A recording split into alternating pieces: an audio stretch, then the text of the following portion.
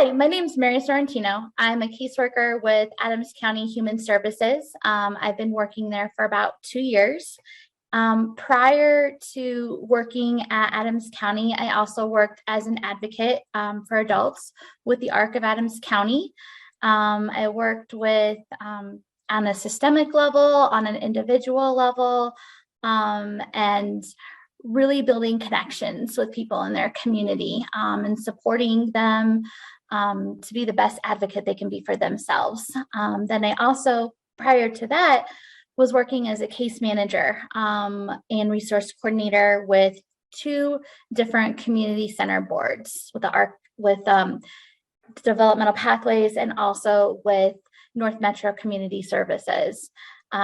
When I was a resource coordinator and case manager there, I was helping individuals with intellectual and developmental disabilities connect with their community as well, helping them and making sure that they had a place to live, helping them access the community using transportation, whether that be utilizing the RTD system, utilizing cabs even, and being as independent as that they could be with transportation and learning that and feeling safe as well, including using Accessor too if needed. I also helped people connect with day programs, with getting jobs, and once again, really empowering individuals. I feel like that's part of my entire professional experience, is empowering families, empowering individuals, really connecting them with their community. And I feel that, especially working as a caseworker, I've had clients that have intellectual and developmental disabilities. And sometimes having kids that also have intellectual and developmental disabilities, but not always the case, or vice versa. And I feel as a caseworker, what really helped me was my background working as a case manager. So going from a case manager and learning all about services, working as an advocate, empowering individuals in their community, and then now working as a caseworker, I'm able to kind of connect the three together.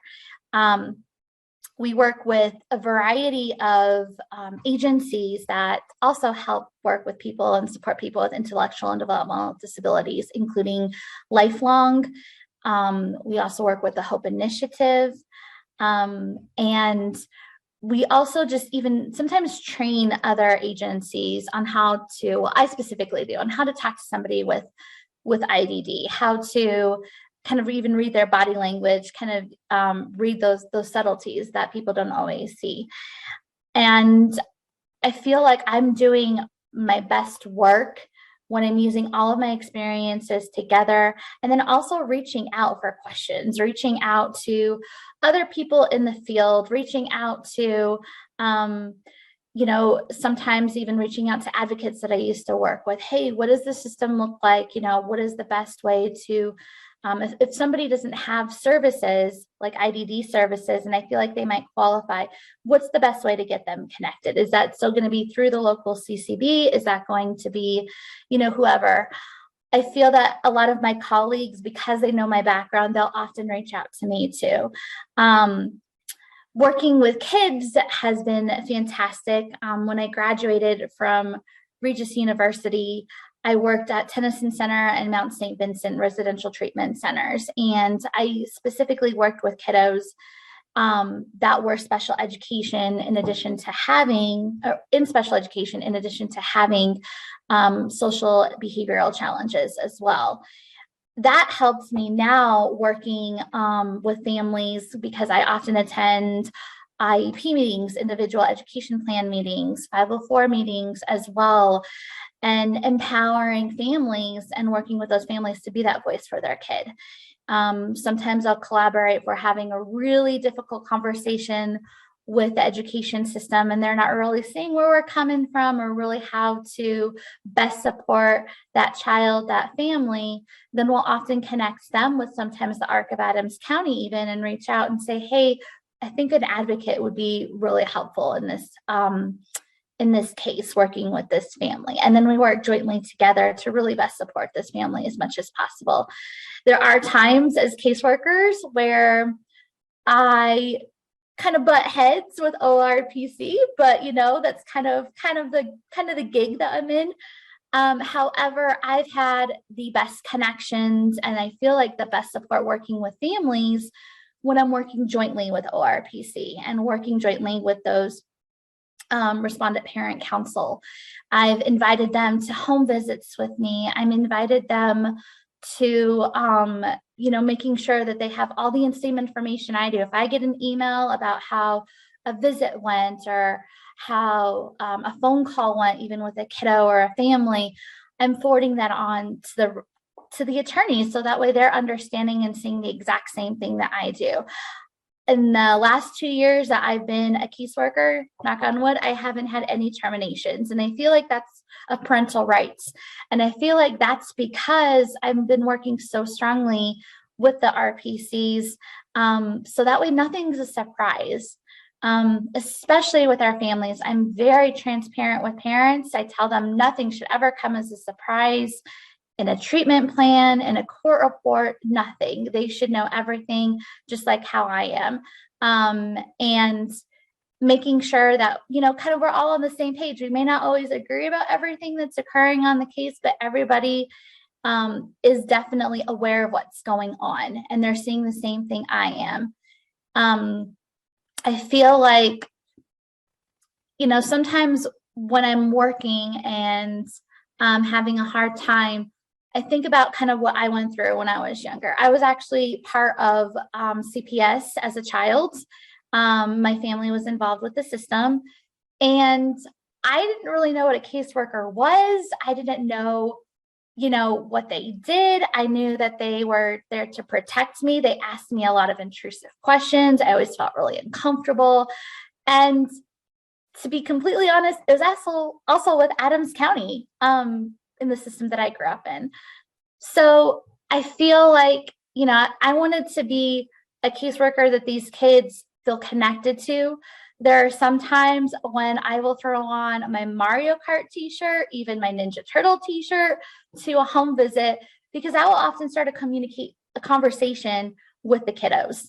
They'll often look at my shirt. They don't usually see adults dressing like that. And then asking, hey, like, what do you like about the Ninja Turtles? And it'll really start off that conversation, put a smile on their face, even when we have to talk about something really difficult. And I didn't have that. I felt like when I was younger, about 25, 30 years ago. And I really hope that I can, even though I'm a very short time in a person's life, we only are there usually about a year involved. I try to make a little bit of an impact on these kiddos, planting seeds even, because you never know what can come out of those seeds from these kids and what they're going to learn and remember as they grow up. I also, a little more self-disclosure, I also have parents that have intellectual and developmental disabilities. My dad actually grew up in an institution in Nebraska for most of his life. He went through a lot of abuse there, and just tells me about the horror stories of growing up in this institution. So I'm really glad that we're starting to move more and more away from those, because that's not where people, especially with IDD, belong. They belong in their community. And so once my dad, he had a hard time getting jobs. He was, didn't really have that support growing up in the 60s and the 70s. And I feel like the services that we have today, my dad is currently on the EBD waiver, the elderly, blind, and disabled waiver, and he does get some support there. But I feel like when I was involved with CPS and was living with my dad, where he was my primary caregiver at the time, I feel like if he had those supports and those connections with his community through one of the waiver services that we see today, and then working with CPS with the supports that we provide, which can even be life skills, helping people with money management, with budgeting, with cooking, with cleaning, with meal planning, all of those different things. If my dad had that support, I feel like we would have been even better than where we were.